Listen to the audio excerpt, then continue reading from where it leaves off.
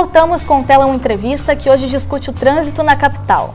A fiscalização está diretamente ligada a manobras irregulares e excesso de velocidade. Somente os agentes de trânsito não são o suficiente para monitorar todas as vias. Por isso temos os radares, que são de extrema importância na fiscalização. Para discutir essa questão, conversamos com o secretário de Trânsito, Marcelo Araújo. Em Curitiba, a fiscalização é realizada pelos radares fixos e móveis e pelos agentes do PPTran. A inspeção rígida, com uma média de 8 blitz diárias, é feita para diminuir o número de acidentes e melhorar o tráfego na cidade. A reportagem de Ana Flávia Belo demonstra a importância da fiscalização eletrônica nas ruas da capital. Dados recentes da Organização Mundial da Saúde afirmam que o excesso de velocidade ainda é a principal causa de acidentes no mundo. Somente em Curitiba foram mais de 200 mil infrações por esse motivo no ano passado. A maioria dos acidentes ainda acontecem por falta de atenção e também por excessos, limite de velocidade e desrespeito à legislação. Para reduzir esses casos, além das leis de trânsito, existem aparatos tecnológicos e também a atuação dos agentes.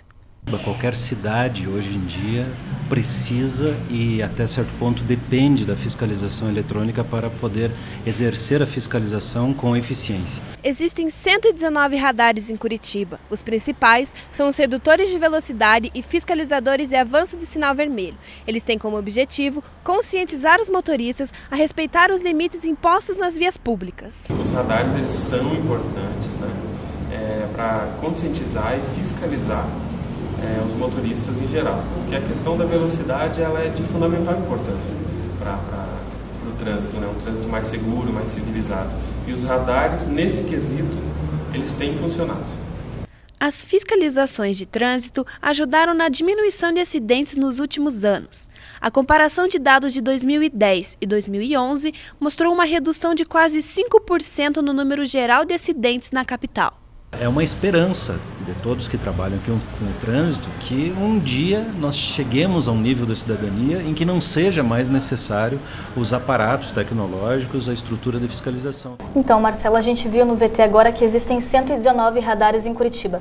O senhor acha que esse é um número suficiente para a capital? Não, cada vez mais a fiscalização eletrônica está presente. Até fazer uma pequena correção, ali falou em radares móveis. Na verdade, os radares estáticos que a gente costuma ver no trânsito rodoviário, principalmente nas rodovias federais, são aqueles montados no tripé. Aqui nas rodovias estaduais também, o BPRV, que é o Batalhão de Polícia Rodoviária, os utiliza e daí ele tem essa característica de movimentar. No centro urbano, nós temos usado aqui as lombadas eletrônicas, que são visíveis, e os popularmente conhecidos por pardais, que são aqueles radares que ficam no poste, mas não escondido. Aqui a gente mantém a sinalização do radar, apesar da resolução 396 ter autorizado ou não obrigado a colocação da sinalização informativa da presença do equipamento, nós pretendemos continuar com isso, porque a gente quer também, a intenção não é multar. Você tem duas maneiras de mudar o comportamento, pelo amor ou pela dor. Nós ainda confiamos no papel educativo, no papel de orientação e de prevenção, para que você não tenha que mandar, como já dizia um diretor do Enatran, em 1998, não adianta você mandar a multa para a viúva. O que a gente não quer é que aconteça o acidente. Marcelo, como funciona o trabalho dos agentes de trânsito em Curitiba? Isso é feito um trabalho conjunto, como a gente viu na reportagem, apareceu o BPTran, mas existem os agentes municipais e os agentes do Estado, que são os policiais militares. Existe um trabalho conjunto feito por toda essa corporação, ou seja, tanto os agentes da Secretaria de Trânsito quanto os agentes policiais militares. Ambos podem fazer todas as autuações, tanto de circulação quanto aquelas relativas à documentação do veículo e do motorista. Mas quando se trata de uma infração estadual relativa à irregularidade do veículo e do condutor, esse auto de infração é encaminhado para o DETRAN, que é a autoridade estadual. Quando se trata de infração de circulação, o auto de infração é encaminhado para a Secretaria, a exemplo, desobediência ao semáforo, velocidade, conversões proibidas, como você citou, estacionamento. Essas autuações elas são encaminhadas para a Secretaria. Então existe trabalho conjunto dentro da cidade, feito pela Polícia Militar e pelos agentes municipais. O senhor acha que as punições têm colaborado para a conscientização dos motoristas? Um dos fatores de mudança de comportamento é a punição. A gente, com relação à multa, que é a penalidade pecuniária, a única reflexão que a gente tem que ter é que os valores, que é um dos fatores de mudança de comportamento, o valor pecuniário da multa, ele não sofre uma correção desde outubro do ano 2000, quando a UFIR, Unidade Fiscal de Referência, ela foi extinta naquela época. Então a gente já praticamente vai para 12 anos sem que haja correção monetária das multas. Então uma multa de hoje, R$ 53,00, que é uma multa de estacionamento, ela estaria pelo menos quase R$ 120,00, mais de 100% em cima, né, do valor da correção monetária. Esse, sem dúvida alguma, é um fator que acaba caindo um pouquinho a eficiência que teria o fator pecuniário como um daqueles que visa coibir a prática de infrações de trânsito. Marcelo, em média 2.000 carteiras de habilitações são suspensas no Paraná por mês. Por que esse número é tão grande?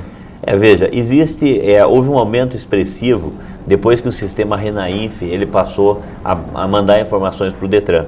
Quem pune com a suspensão do direito de dirigir é o Detran. E ele colhe informação de todos os estados. E o Detran, de cada unidade da federação, pune os seus condutores ali registrados.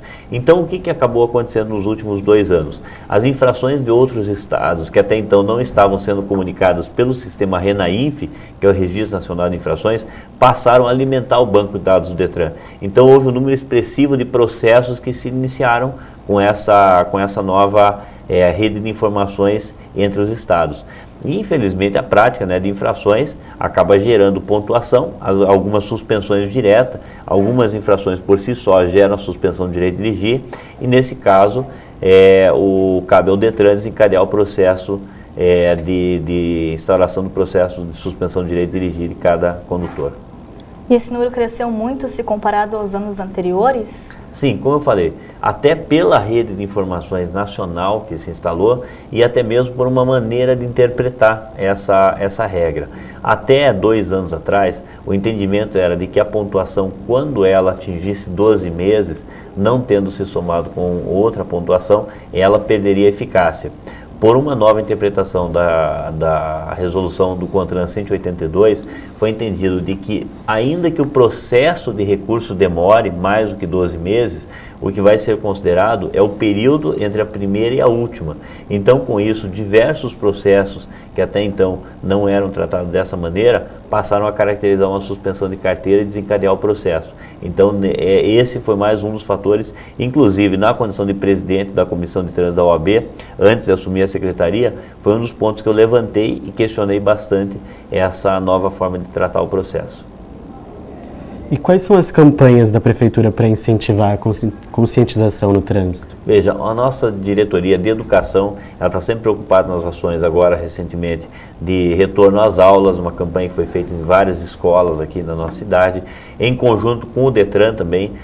Detran e Secretaria de Trânsito estão engajadas nesse trabalho educativo. Em breve a gente aguarda uma campanha aí que vai ser feita de educação de trânsito. O Denatran também agora lançou para esse feriado uma campanha relacionada com as ultrapassagens, estaria mais relacionado com o trânsito rodoviário, mas a gente não pode esquecer que é o nosso cidadão que sai para um passeio, para uma viagem e muitas vezes não volta. Então, a repercussão dessas campanhas, dessa orientação, as propagandas de automóveis hoje, elas precisam ser acompanhadas de uma informação educativa. Os nossos painéis eletrônicos que estão sendo instalados no anel viário para prestar informação para o motorista também estarão alimentados com informações de educação de trânsito. Então, o cidadão curitibano ele vai ser literalmente metralhado com informações, com dicas e com a presença também dos agentes, né, na fiscalização, também com papel de orientação. Certo. No próximo bloco, a continuação da entrevista sobre o trânsito na capital com o secretário Marcelo Araújo.